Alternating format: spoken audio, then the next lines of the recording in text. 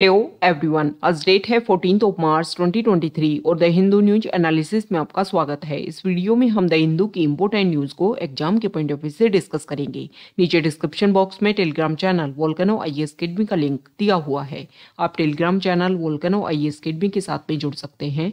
वहाँ पर हर exam means UPSC, state PCS and other exams के पॉइंट ऑफ व्यू से काफ़ी इंपॉर्टेंट इन्फॉर्मेशन आप सभी के साथ में शेयर की जाती है। तो चलो स्टार्ट करते हैं। वीडियो को स्टार्ट करेंगे एक ज्योग्राफिकल मैप क्वेश्चन के साथ में। और आज आपका क्वेश्चन ये है कि स्ट्रेट ऑफ हॉर्मुज को आपको मैप में व्यू करना है, फिर इससे रिलेटेड हर इंपॉर्टेंट फैक्ट्स को एंड इन्फॉर्मेशन को कमेंट बॉक्स में टाइप करना है। कल हमने आपसे क्वेश्चन पूछा था रामगढ़ विस्तारी वाइल्ड लाइफ सेंचुरी को लेकर के। तो रामगढ़ विस्तारी वाइल्ड लाइफ सेंचुरी जो है वो हमारे इंडिया के लार्जेस्ट स्टेट राजस्थान में लोकेटेड है। ये जो रामगढ़ विस्तारी वाइल्ड लाइफ सेंचुरी है, इसको हमारे इंडिया का 52nd टाइगर रिजर्व का डेजिग्नेशन दिया गया, जिसकी वजह से न्यूज में बना हुआ था।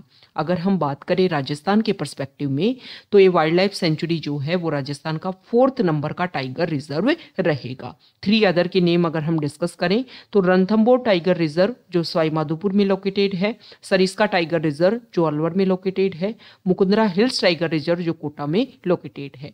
तो वो स्टूडेंट जो राजस्थान से रिलेटेड हैं उनके लिए जो टॉपिक है, ये जो करंट अफेयर है, ये लोकेशन जो है वो काफ़ी ज़्यादा इंपॉर्टेंट हो जाती है। देखो, रामगढ़ विस्तारी वाइल्ड लाइफ सेंचुरी जो है उसमें टाइगर की पॉपुलेशन ज़्यादा नहीं है, लेकिन ये राजस्थान के 2 टाइगर रिजर्व, एक है रणथंबोर टाइगर रिजर्व और एक है मुकुंदरा हिल्स टाइगर रिजर्व, इन दोनों में कनेक्टिविटी देने का जो है वो काम करता है। ओके, ताकि जो टाइगर है उनको और ज़्यादा वास्ट हैबिटेट एरिया जो है वो मिल सके। अब अगर हम बात करें टाइगर रिजर्व की, हमने बात की है, तो ये टाइगर रिजर्व का कॉन्सेप्ट जो है वो कब आया, इसके बारे में अगर हम डिस्कस करें तो 1973 में जब प्रोजेक्ट टाइगर लाया गया। टाइगर की पॉपुलेशन जो टाइम के साथ में डिक्रीज हो रही थी, उसको प्रोटेक्ट करने के लिए प्रोजेक्ट लाया गया और उसी के बेसिस पर ये कंसेप्ट लाया गया कि जो भी हमारे important national park, wild life sanctuary जहाँ पर टाइगर की पॉपुलेशन है, तो उन सबको प्रोटेक्ट करने के लिए जो है वो हमें प्रोजेक्ट टाइगर और ये टाइगर रिजर्व का कंसेप्ट जो है वो एस्टेब्लिश करना होगा, ताकि उनको हम प्रोटेक्ट कर सकें, उनकी जो पॉपुलेशन डिक्रीज हो रही है उसको हम रोक सकें। तो ये इस तरीके से प्रोजेक्ट टाइगर और टाइगर रिजर्व का कॉन्सेप्ट जो है वो आया और नेशनल टाइगर कंजर्वेशन अथॉरिटी जो है वो इस प्रोजेक्ट को एडमिनिस्टर करने का काम करती है। ओके, तो ये बेसिक फैक्ट है रामगढ़ विस्तारी वाइल्ड लाइफ सेंचुरी को लेकर के, साथ ही साथ में टाइगर रिजर्व जो है उसके कॉन्सेप्ट को लेकर के भी। द हिंदू को अगर हम डिस्कस करें तो फर्स्ट इंपोर्टेंट न्यूज़ है द हिंदू के फ्रंट पेज पर, और यहाँ पर कल सबने आपने न्यूज़ सुनी होगी कि हमारे इंडिया के 2 इंपोर्टेंट फीचर्स में जो है वो हमें ऑस्कर अवार्ड दिया गया है। ओके, एक तो यहाँ पर डॉक्यूमेंट्री द एलिफेंट विस्पर्स जो है उसके लिए इसके जो प्रोड्यूसर हैं उनके नेम है गुनीत मोंगा एंड यहाँ पर कार्तिकी गोंसाल्विस। ओके, तो इनको तो मिला है इस डॉक्यूमेंट्री के लिए। इस डॉक्यूमेंट्री में क्या है कि तमिलनाडु का जो मुकुंदरा हिल्स टाइगर रिजर्व है, वहाँ पर एक अबेंडन एलिफेंट और ह्यूमन के बीच में जो रिलेशन है उसको यहाँ पर, उस बॉन्डेज को यहाँ पर एक्सप्लोर किया गया था। ओके, तो इंडिया की इस तरीके की फर्स्ट डॉक्यूमेंट्री शॉर्ट कैटेगरी है जिसको क्या मिला है, ऑस्कर अवार्ड मिला है। दूसरा, RRR मूवी आपने देखी होगी और नहीं देखी होगी तो ये गाना जो है वो आपने जरूर सुना होगा, नाटू नाटू। तो इसके जो कंपोजर हैं M कीरावानी एंड लिरिसिस्ट हैं चंद्रबोस, जिनको लॉस एंजल्स में जो है ये अवार्ड दिया गया, मतलब इस सॉन्ग के लिए जो है उनको ये अवार्ड मिला है। ओके, तो यहाँ पर अगर हम बात करें तो पहली बार ऐसा है कि 2 India made production have bagged the cinema world biggest prize. अब देखो ये क्या होता है ऑस्कर अवार्ड और कैसे दिया जाता है, तो अमेरिका और इंटरनेशनल फिल्म इंडस्ट्री में एक्सीलेंस के लिए जो है ये अवार्ड दिया जाता है। और नॉर्मली इसको हम ऑस्कर अवार्ड के नाम से जानते हैं, वैसे इसको अकेडमी अवार्ड जो है वो इसका नेम है। फिल्म इंडस्ट्री में जो अच्छा काम करता है अलग अलग कैटेगरी में जो है ये अवार्ड दिया जाता है, और academy of motion picture arts and sciences के द्वारा जो है प्रेजेंट किया जाता है अवार्ड। और सबसे पहले कब दिया गया था ये आपको ध्यान में रखना है, 1929 में। ओके, 16 मई 1929। ओके, तो ये बेसिक फैक्ट्स हैं। नेक्स्ट इंपॉर्टेंट आर्टिकल है फ्रंट पेज पर ही। और यहाँ पर कल भी हमने डिस्कस किया था सेम सेक्स मैरिज को लेकर के कि पिटीशन डाली गई थी सुप्रीम कोर्ट में कि सेम सेक्स मैरिज जो है उसको कवर किया जाए स्पेशल मैरिज एक्ट 1954 के जो भी प्रोविजन है उनके अंडर। तो यहाँ पर गवर्नमेंट ने अपनी बात रखी, पिटिशनर्स ये बोल रहे हैं कि हमें भी जो है जो हमें अब तक राइट्स दिए गए हैं उनको इंश्योर अगर हमें करना है। ओके 2018 में क्या किया गया, एक केस हुआ नवतेज जौहर, उस केस में जो है वो जुडिशरी ने ये बोला कि होमोसेक्सुअलिटी जो है उसको डीक्रिमिनलाइज उसमें किया गया, तो उसके बेसिस पर सेम सेक्स मैरिज का कॉन्सेप्ट आया। हालांकि अभी सेम सेक्स मैरिज को जो है वो एक तरीके से अलाउ नहीं किया गया है, इसके लिए गवर्नमेंट ने बोला भी कि होमोसेक्सुअलिटी को डिक्रिमिनलाइज किया गया है लेकिन सेम सेक्स मैरिज का जो कंसेप्ट है वो नहीं आया है। गवर्नमेंट ने यहाँ पर इस पिटीशन में ये बोली क्योंकि देखो सेम सेक्स मैरिज करने वाले जो भी कपल्स हैं उन्होंने अपने आप को प्रोटेक्शन देने के लिए बात रखी कि हमें स्पेशल मैरिज एक्ट में कवर कर दो। स्पेशल मैरिज एक्ट में जो भी इंटरकास्ट मतलब अलग अलग कास्ट हैं या अलग अलग रिलीजन है, क्योंकि वो अपने रिलीजन के पर्सनल लॉज के बेसिस पर तो मैरिज कर नहीं सकते, तो उनके लिए फिर 1954 में कंसेप्ट लाया गया कि इस तरीके के कपल्स को प्रोटेक्शन देने के लिए जो है ये एक्ट एस्टेब्लिश किया गया। ओके तो सेम सेक्स मैरिज के जो कपल्स हैं वो भी अपने आप को इसी एक्ट के अंडर, इसी प्रोविजन के अंडर जो है वो रेगुलेट करवाने की बात कर रहे हैं। लेकिन गवर्नमेंट का ये बोलना है कि मैरिज जो है वो बायोलॉजिकल मैन एंड वीमेन के बीच में होती है और ये हमारी कस्टम ट्रेडिशन इन सब को प्रोटेक्ट करने का काम करती है। अगर मान लो गे या फिर लेस्बियन कपल है, मतलब विमेन है या फिर मैन है, अगर वो आफ्टर मैरिज किसी अपनी फैमिली को इंक्रीज करने के लिए चाइल्ड को अडॉप्ट करते हैं तो इसकी वजह से जो है हो सकता है कि वो जो बच्चा है उसके ऊपर भी सेम कैरेक्टरिस्टिक का फर्क पड़े। और इस तरीके से क्या होगा, अगर ऐसे इफेक्ट गिरता गया तो हमारी जो सोसाइटी है उसकी ग्रोथ जो है वो कैसे देखने को मिलेगी। ओके तो देखो इस बात को लेकर के यहाँ पर जो जुडिशरी है उन्होंने बोला है कि किस कल्चर में जो है मान लो गे कपल्स के द्वारा कोई बच्चा जो है उसको ग्रो किया जाता है, लेस्बियन कपल के द्वारा जो है किसी बच्चे को ग्रो किया जाता है, तो इसका मतलब ये नहीं है कि वो बच्चा जो है एज ए गे या फिर एज ए लेस्बियन जो है वो बड़ा होगा। ओके तो सीजीआई ने इस केस को, इस पिटीशन को जो है वो कॉन्स्टिट्यूशन बेंच को सौंप दिया है। अब 18 फेब को जो है इसको लेकर के डिस्कशन होगा। देखो अब ये कॉन्स्टिट्यूशन बेंच क्या होती है इसके बारे में हम डिस्कस करेंगे कुछ बेसिक बातें। कॉन्स्टिट्यूशन बेंच वो बेंच होती है जिसमें 5 या 5 से ज़्यादा जजेस जो हैं वो किसी केस को सुनते हैं।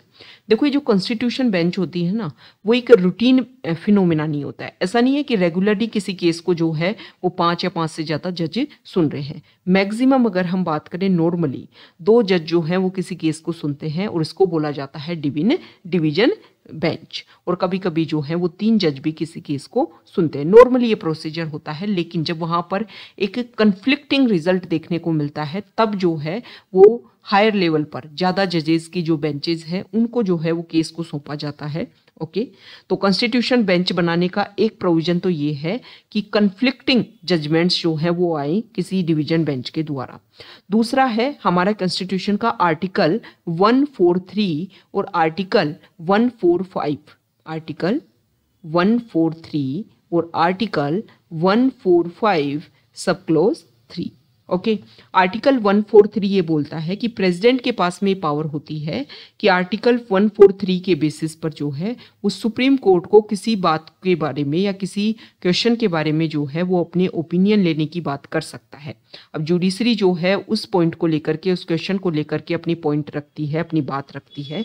अब प्रेसिडेंट जो है उस रिजल्ट को मानने के लिए जो है वो एक तरीके से बाइंडिंग नहीं है। ऐसा नहीं है कि जो जुडिशरी ने, मान लो कोई क्वेश्चन था जो हमारे प्रेसिडेंट हैं उन्होंने जुडिशरी से बोला कि ये जो चीज़ है इसको लेकर के आप अपनी तरफ से जो है वो कुछ गाइडलाइंस रिलीज कीजिए, कुछ डिस्कशन इसके बारे में बताइए।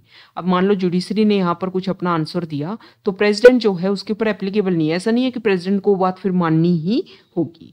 ओके और ना ही ये जो है वो law declare by the supreme court है, मतलब एक तरीके से एक्सप्लेनेशन होता है, लॉ नहीं बनाया गया सुप्रीम कोर्ट के द्वारा। ओके अब आर्टिकल 145 क्या बोलता है, आर्टिकल 145 सब क्लोज 3 जो है वो ये बोलता है कि कोई भी सब्सटेंशियल क्वेश्चन, कोई ऐसा क्वेश्चन जो काफ़ी ज़्यादा इंपॉर्टेंट है, काफ़ी ज़्यादा वास्ट लेवल पर है, या फिर कॉन्स्टिट्यूशन का कोई इंटरप्रिटेशन करवाना है, तो उसको लेकर के आर्टिकल 145 जो है सब क्लोज 3 या फिर 143 के बेसिस पर कोई भी केसेस की सुनवाई करनी है तो वहाँ पर जजेस की संख्या जो है वो 5 होगी। ओके, तो आर्टिकल 143, 145 सब क्लोज 3 या फिर कोई कन्फ्लिक्टिंग जजमेंट देखने को मिलता है तो इसके बेसिस पर जो है वो कॉन्स्टिट्यूशन बेंच बनाई जाती है। मतलब 5 या 5 से ज़्यादा जो जजेस होते हैं किसी बेंच में तो उसको कॉन्स्टिट्यूशनल बेंच जो है वो बोला जाता है सुप्रीम कोर्ट में। ओके, तो ये बेसिक बातें हमने डिस्कस की। नेक्स्ट इंपॉर्टेंट आर्टिकल है एडिटोरियल पेज पर। देखो अभी हम क्या देख रहे हैं कि ऑस्ट्रेलिया की 2 यूनिवर्सिटी जो हैं वो गुजरात में जो गिफ्ट सिटी है वहाँ पर अपना क्या बनाएंगी, अपना कैंपस जो है वो एस्टेब्लिश करेगी। अब ये एस्टेब्लिशमेंट करने का क्या रीज़न रहा है? देखो हमारे इंडिया से बहुत सारे स्टूडेंट जो हैं वो फॉरेन यूनिवर्सिटीज़ में स्टडी करने जाते हैं, जिसमें स्पेसिफिक अगर हम बात करें कनाडा, ऑस्ट्रेलिया, यहाँ पर काफ़ी ज़्यादा जो है फ्लो देखने को मिलता है स्टूडेंट्स का। तो इसका सॉल्यूशन देने की हमारी गवर्नमेंट ने कोशिश की है कि फॉरेन की यूनिवर्सिटीज़ के कैंपस जो हैं वो हम हमारे इंडिया में ही एस्टेब्लिश कर दें, तो वो जो स्टूडेंट्स बाहर स्टडी के लिए जाते हैं वो नहीं जाएंगी। तो यहाँ पर राइटर ने बताया है कि फॉरेन यूनिवर्सिटीज़ के कैंपस एस्टेब्लिश करने से ही ये प्रॉब्लम जो है वो सॉल्यूशन इसका नहीं देखने को मिलेगा। देखो 2 इम्पोर्टेंट डाटा हम यहाँ पर डिस्कस कर लेते हैं। हमारे इंडिया में रेगुलरली अगर हम बात करें 2021 में गए थे 4.4 लाख स्टूडेंट्स जो हैं वो बाहर पढ़ने के लिए अदर कंट्रीज़ में, और 2022 में गए 7.5 लाख, मतलब संख्या जो है वो बढ़ रही है। दूसरा अगर हम बात करें एजुकेशन पर कितना खर्चा आता है, तो देखो हमारे इंडिया में अभी प्रेजेंट टाइम में मतलब $5.1 बिलियन जो है 2012 से 2022 के बीच में रेमिटेंस के रूप में खर्च किया गया एजुकेशन सेक्टर के ऊपर। मतलब बाहर कंट्री में कोई स्टूडेंट जा रहा है तो उसकी फैमिली जो है वो इतना खर्चा जो है उसके ऊपर करती है। इतना ओवरऑल जो है वो 2012 से 2022 के बीच में देखने को मिलता है एजुकेशन सेक्टर। मतलब इससे इन डाटा से पता चलता है कि अगर हम फॉरेन यूनिवर्सिटीज़ को यहाँ पर ले आए तो ये सारा मनी जो है वो बाहर नहीं जाएगा, हमारे इंडिया में ही रुकेगा। ओके, और स्टूडेंट्स भी संख्या जो है ज़्यादा बढ़ रही है तो ये भी रुकने लगेंगे। दूसरा यहाँ पर ये है कि all India survey on higher education, इसने ये एस्टिमेशन किया है कि हायर एजुकेशन में 4.13 करोड़ स्टूडेंट जो हैं वो एनरोल करते हैं, और अगर हम टारगेट करें 2035 तक 50% स्टूडेंट जो हैं वो हायर एजुकेशन के लिए एनरोल करें तो प्रेजेंट टाइम में है 27.3%। तो इससे देखो कितना हाइक देखने को मिलेगा, मतलब जितने स्टूडेंट्स हैं उतनी डबल संख्या हो जाएगी। ओके, तो हमें क्या करना होगा, अब डबल संख्या होगी तो प्राइवेट इंस्टीट्यूशन जो है वो हमें ज़्यादा से ज़्यादा बनाने होंगे। तो इन सारे डाटा को अगर हम व्यू करें तो हमारे यहाँ पर और ज़्यादा फॉरेन यूनिवर्सिटीज़ के कैंपस आने चाहिए। लेकिन राइटर ने यहाँ पर कुछ इंपॉर्टेंट बात बोली है कि देखो भाई ये डाटा तो आपने देख लिया कि इतना पैसा बाहर जाता है, स्टूडेंट्स बाहर जाते हैं, इतना पैसा खर्च हो जाता है, इतने स्टूडेंट जो हैं तब तक हमारे हायर एजुकेशन में और आ जाएंगे, लेकिन इसका मतलब ये नहीं है ना वो स्टूडेंट यहाँ पर रुक जाएंगे। हमारे यहाँ पर अगर हम बात करें तो देखो बेस्ट, अगर हम टेक्नोलॉजी के बेसिस पर बात करें तो आईआईटी जो है वो बेस्ट इंस्टीट्यूट है। आईआईटी जो है वो एवरी ईयर 2 लाख रुपए चार्जेस करता है, किसके रूप में, फीस के रूप में। लेकिन उसके मैनेजमेंट के लिए जो है वो बहुत ज़्यादा खर्चा देना होता है। 1,01,032 करोड़ जो है वो 2020-21 में आईआईटी को ऑपरेट करने के लिए जो है वो एनुअल खर्चा दिया गया था। मतलब ये पैसा जो है फी के रूप में तो काफ़ी कम आता है, टोटल खर्चा जो है वो तो बहुत ज़्यादा है। अगर आईआईटी का ये टोटल खर्चा अगर हम काउंट करें तो एक बच्चे से चार्ज होना चाहिए एवरी ईयर। मतलब टोटल खर्चा जो है वो अगर बच्चे से लिया जाए, स्टूडेंट से लिया जाए, तो एक स्टूडेंट का फी चार्ज रहेगा 14 लाख पर ईयर। तो इतने रुपए जो है वो ये फॉरेन यूनिवर्सिटीज जो आएंगी हमारे इंडिया में एस्टेब्लिश होंगी तो मान लो इतना चार्जेस जो है वो तो रखेंगी ही रखेंगी एज ए फी। ओके, दूसरा यहाँ पर बताया गया है कि देखो फॉरेन यूनिवर्सिटी जो है वो अपनी फैकल्टीज जो है वो अपने वहाँ से लेकर के आएंगी। तो फैकल्टीज अगर वो लेकर के आती हैं तो उनका चार्जेस और भी ज़्यादा बढ़ जाएंगे, जिसकी वजह से लगभग 20 लाख पर ईयर जो है उनके चार्जेस इंडिया में देखने को मिलेंगे एज ए यूनिवर्सिटी कैंपस जो है, अगर आप उनका यूज़ करते हो तो। अब IIT के अलावा बहुत सारी प्राइवेट यूनिवर्सिटीज़ हमारे इंडिया में हैं जो फिलैंथ्रोपिस्ट बेसिस पर चलती हैं। ओके, जिसमें अगर हम बात करें शिव नडार, अजीम प्रेमजी, यहाँ पर जो है वो काफ़ी कम फीस जो है वो देखने को मिलती है। इसके अलावा और भी बेहतरीन यूनिवर्सिटीज़ हैं जैसे कि VIT हो गया, क्रिया यूनिवर्सिटी, अशोका यूनिवर्सिटी हो गई। यहाँ पर जो है वो चार्जेस वैसे तो हाई देखने को मिलते हैं, लेकिन इनका जो रिजल्ट है ना इन यूनिवर्सिटीज़ का वो काफ़ी ज़्यादा अच्छा है। ओके, तो यहाँ पर देखो पहले तो हमें बेसिक बेनिफिट बताया कि ये डाटा रखे इस आर्टिकल में कि देखो ये प्लस पॉइंट है, अगर हमने यहाँ पर कैंपस हम ले आए तो हमें जो है वो इतना बेनिफिट इंडिया को हो जाएगा। लेकिन फिर इसमें लूप होल भी बताए कि लूप होल ये है कि कैंपस यहाँ पर आएगा तो फैकल्टी वहाँ से आएगी। एक IIT को मेंटेन करने में गवर्नमेंट इतना खर्चा करती है, तो वो तो प्राइवेट यूनिवर्सिटी रहेंगी, वो अपने आप को मेंटेन करने में इतना खर्चा करेंगे, मतलब एक स्टूडेंट के ऊपर जो है वो 20 लाख रुपीज़ चार्जेस करेंगे। और कुछ हमारे यहाँ पर यूनिवर्सिटी जो हैं उनके फ़ी चार्जेस काफ़ी कम हैं, तो लोग जो है वो तो वहीं पर जाएंगे जो पहले से चल रही है। नयों में क्यों जाएंगे जब इतनी फ़ी है और उसका जो रिजल्ट है वो भी ज़्यादा नहीं देखने को मिलेगा। ओके, तो दूसरा यहाँ पर बताया गया है, एक तो बता दिया गया फ़ी के बारे में। अब दूसरा यहाँ पर बताया गया है कि अगर ये फॉरेन यूनिवर्सिटीज़ इंडिया में आए, लेकिन ये अगर ये प्रीमियम क्रिएट करें ना, तो हो सकता है कि यहाँ पर स्टूडेंट्स जाएँ। जैसे कि हम IIT की बात करें, IIT में फ़ी तो होती है कम और प्रीमियम हो जाता है ज़्यादा। प्रीमियम मतलब उनको जॉब सेटलमेंट ये सब कुछ जो है वो देखने को मिलता है। जैसे IIT मद्रास का यहाँ पर एग्जांपल दिया हुआ है कि 90% प्लेसमेंट जो है वो 2020-21 में वहाँ के जो UG ग्रेजुएट जो हैं उनको यहाँ पर मिला। और यहाँ पर अगर हम सैलरी की बात करें तो सैलरी जो है वो 13 लाख पर एनम, ये मीडियन एंट्री सैलरी है, मतलब एक तरीके से मीडियम लेवल पर, हायर लेवल पर भी गए होंगे कुछ लो लेवल पर, तो एक मीडियन एंट्री लेवल सैलरी जो है इतनी देखने को मिली। IIM मॉडल की बात करें तो फीस भी ज़्यादा है IIM की, और वहाँ पर जो है वो प्रीमियम भी ज़्यादा है, मतलब वहाँ पर फीस जो है वो 31 लाख, IIM कलकत्ता की फ़ीस जो है 31 लाख पर ईयर देखने को मिलती है।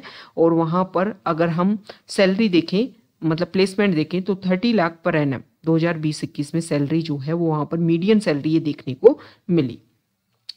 तो यहाँ पर अगर ये यूनिवर्सिटी, जैसे कि हमने कुछ प्राइवेट यूनिवर्सिटीज़ देखी, यहाँ पर भी प्लेसमेंट लेवल जो है वो 60% टू 85% तक देखने को मिलता है। ओके, तो अगर ये यूनिवर्सिटीज़ इंडिया में आती हैं तो इनको भी प्लेसमेंट लेवल अच्छा रखना होगा।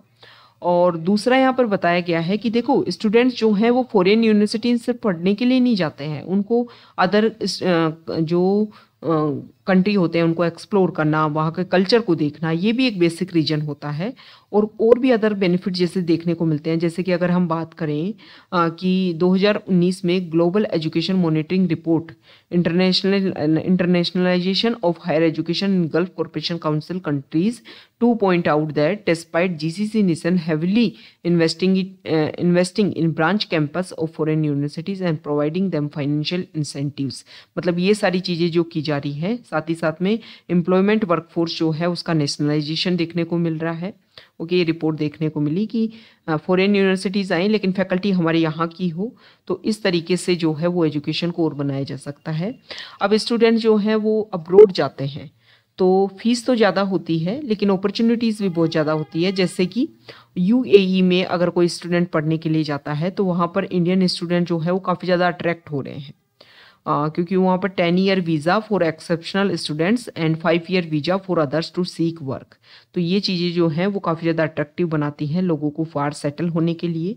तो फॉरेन यूनिवर्सिटीज़ अगर हमारे इंडिया में आता है तो ऐसा नहीं है कि बाहर फ्लो कम हो जाएगा, लेकिन जो लोकल ऑप्शन है वो बढ़ जाएंगे, और जो एलिट इंस्टीट्यूशन में जो स्टूडेंट्स जो होते हैं जाते हैं उनमें जो रीडिस्ट्रीब्यूशन है वो भी क्रिएट होगा। ओके, तो यहाँ पर ध्यान हमें ये करना है कि सैलरी जो है उनका प्लेसमेंट जो है वो भी अच्छे लेवल पर हो, फीस जो है वो भी ज़्यादा देखने को ना मिले। नेक्स्ट इम्पोर्टेंट आर्टिकल है तो टेक्स्ट पेज पर, तो देखो सऊदी और ईरान के जो रिलेशन है उनमें एक जो भी कन्फ्लिक्ट चल रहा था लंबे टाइम से, उसको यहाँ पर सॉल्व करने की कोशिश की है, चाइना ने मीडिएशन रोल प्ले किया है। अब देखो काफ़ी लंबे टाइम से इशू देखने को मिल रहा था। बेसिक इशू क्या है हमने पहले भी डिस्कस किया है। देखो दोनों ही कंट्री जो हैं वहाँ पर मुस्लिम पॉपुलेशन देखने को मिलती है। जो ईरान है वो यहाँ पर सुन्नी कम्युनिटी, सुन्नी जो पार्ट है मुस्लिम पॉपुलेशन का, वो उसकी पॉपुलेशन ज़्यादा, और यहाँ पर है जो सिया। सऊदी अरेबिया जो है वो ये मानता है कि मुस्लिम पावर में अपने आप को डोमिनेंस के रूप में रखता है। तो ये भी एक बेसिक रीजन है दोनों के बीच में कन्फ्लिक्ट का। और 2016 में क्या किया सऊदी अरेबिया ने, पहले भी हमने डिस्कस किया है, निमर अल निमर जो है, जो एक सिया आइडियोलॉजी को स्प्रेड करने वाले, साथ ही साथ में सऊदी अरेबिया में मोनार्की को ख़त्म करके जो है वो यहाँ पर इलेक्शन को प्रमोट करने की कोशिश कर रहे थे, उनका एग्जीक्यूशन कर दिया गया था। जिसके बाद में जो है वो ईरान ने क्या किया कि ईरान ने भी अपनी तरफ से अटैक किया और उनके रिलेशन जो है वो काफ़ी ज़्यादा वर्स्ट स्टेज में चले गए। तो ये जो इशू है, साथ ही साथ में तो क्या क्या इशू देख लिया हमने। सऊदी अरेबिया अपना डोमिनेंस क्रिएट करना चाहता है क्योंकि वो बोलता है कि मुस्लिम पावर जो है उसमें सबसे ज़्यादा एंशिएंट है। दूसरा क्या देखा, 2016 में जो इशू हुआ निमर को एग्जीक्यूशन किया गया, उसके बाद में प्रॉब्लम हुई। दूसरा ये है कि यमन में जो हैती रिबेल्स है, प्रॉक्सी वॉर भी देखने को मिलती है। सऊदी अरेबिया ये बोलता है कि यमन में जो हैती रिबेल्स हैं उनको सपोर्ट करता है ईरान, और हैती रिबेल्स जो हैं वो सऊदी अरेबिया पर बार बार अटैक करते हैं। तो ये प्रॉक्सी वॉर्स भी दोनों कंट्री के बीच में देखने को मिलती है। अब देखो यहाँ पर अगर हम बात करें तो काफ़ी लंबे टाइम से रिलेशन जो है वो काफ़ी बेहतरीन हो रहे हैं। वेस्ट एशिया में जो कंट्रीज़ के आपस में रिलेशन काफ़ी ख़राब थे वो काफ़ी बेहतरीन होते जा रहे हैं। जैसे कि अगर हम बात करें तो यूएई जो है वो फर्स्ट अरब कंट्री बन गया जिसने अपने रिलेशन जो है वो इजराइल के साथ में बेहतरीन किए। पिछले 4 सेंचुरी से जो रिलेशन ख़राब थे, क्योंकि इजराइल का ये मानना जाता है कि यहाँ पर इन्होंने जो मुस्लिम कम्युनिटी है उनको भगा दिया और अपने आप को यहाँ पर एस्टेब्लिश किया। क्रिश्चियन कम्युनिटी से जूज़ ने अपने आप को यहाँ पर एस्टेब्लिश किया और इसकी वजह से कन्फ्लिक्टिंग पॉइंट जो है वो देखने को मिलता है। लेकिन इजराइल के साथ में ना सिर्फ जो है वो यूएई, अदर कंट्रीज़ भी अपने रिलेशन को बेहतरीन करने की कोशिश कर रहे हैं। अब देखो ये तो हमने दोनों के बीच में कन्फ्लिक्ट देख लिया। अब दोनों के लिए जो है वो एस्टेब्लिशमेंट करना ज़रूरी था। ईरान की अगर हम बात करें तो ईरान जो है जब से न्यूक्लियर डील में यूएस ने कमबैक किया है तो अपने आप को पुश किया है, अपने आप को पुल कर लिया है, यहाँ से निकाल लिया है। तब से अगर हम बात करें तो ईरान की जो इकोनॉमी कंडीशन है वो काफ़ी ज़्यादा ख़राब होती जा रही थी। और साथ ही साथ में अगर हम बात करें तो ईरान की जो भी यहाँ की करेंसी है वो काफ़ी ज़्यादा डिक्रीज़ होती जा रही थी। ईरान को सपोर्ट की ज़रूरत थी, इन्वेस्टमेंट की ज़रूरत थी, चाइना यहाँ पर इन्वेस्टमेंट कर रहा था। तो इस सब के बेसिस पर ये जो रिलेशन है वो बेहतरीन करने की कोशिश की गई है। सऊदी अरेबिया जो है वो भी अपना डोमिनेंस क्रिएट करता है। सऊदी अरेबिया जो है वो भी यहाँ पर स्टेबिलिटी चाहता था क्योंकि प्रॉक्सी वॉर की वजह से उसको काफ़ी ज़्यादा नुकसान हो रहा था। और चाइना की अगर हम बेनिफिट की बात करें तो चाइना का बेनिफिट इसमें यह है कि चाइना जो है काफ़ी ज़्यादा एनर्जी, क्रूड ऑयल को जो है यहाँ से सप्लाई करवाता है, जिसकी वजह से चाइना को जो है काफ़ी ज़्यादा हेल्प मिलेगी अगर दोनों की रिलेशन बेहतरीन रहेगी। एनर्जी सेक्टर जो है उसमें भी उसका काफ़ी अच्छा जो है वो एस्टेब्लिशमेंट रह पाएगा। इंडिया के पर्सपेक्टिव से अगर हम बात करें तो देखो इंडिया के सऊदी अरेबिया, ईरान दोनों से रिलेशन अच्छे हैं। अगर दोनों कंट्रीज़ के रिलेशन अच्छे रहे तो इंडिया के लिए तो और भी ज़्यादा बेनिफिट रहेगा। ओके और वेस्ट एशिया के पर्सपेक्टिव से अगर हम डिस्कस करें तो दोनों कंट्रीज़ के रिलेशन बेहतरीन रहे, दोनों के एम्बेसी दोनों ने दोबारा से ओपन की, दोनों की डिप्लोमेटिक रिलेशन अगर बेहतरीन रहे तो यहाँ पर स्टेबिलिटी जो है वो और अच्छे से आ पाएगी। बहुत सारे स्मॉल जो ऑर्गेनाइजेशन जो यहाँ पर टेररिज्म को प्रमोट करते हैं उन सब के ऊपर कंट्रोल हो पाएगा। नेक्स्ट इंपॉर्टेंट आर्टिकल है न्यूज़ पेज पर। तो यहाँ पर देखो इलाहाबाद हाईकोर्ट में एक पिटीशन डाली गई थी और 2013 में पिटीशन डाली गई थी कि पॉलिटिकल रैलीज देखने को मिलती हैं कास्ट बेसिस पर। तो इस तरीके की पॉलिटिकल पार्टीज अगर इस तरीके की पॉलिटिकल रैलीज को रेगुलर करती हैं तो उनके ऊपर जो है वो रिस्ट्रिक्शंस लगाए जाने चाहिए। ओके तो इलेक्शन कमीशन ऑफ इंडिया को यहाँ पर इलाहाबाद हाईकोर्ट ने बोला, इलेक्शन कमीशन ऑफ इंडिया ने बोला कि देखो हमारे पास में ऐसी कोई पावर नहीं है कि अगर इलेक्शन के बिना, इलेक्शन नहीं हो रहे हैं और नॉन इलेक्शन टाइम में कोई पॉलिटिकल पार्टी अगर इस तरीके की रैलीज को ऑर्गेनाइज करती है तो उनको रिस्ट्रिक्ट करने के लिए हमारे पास में पावर नहीं है। ओके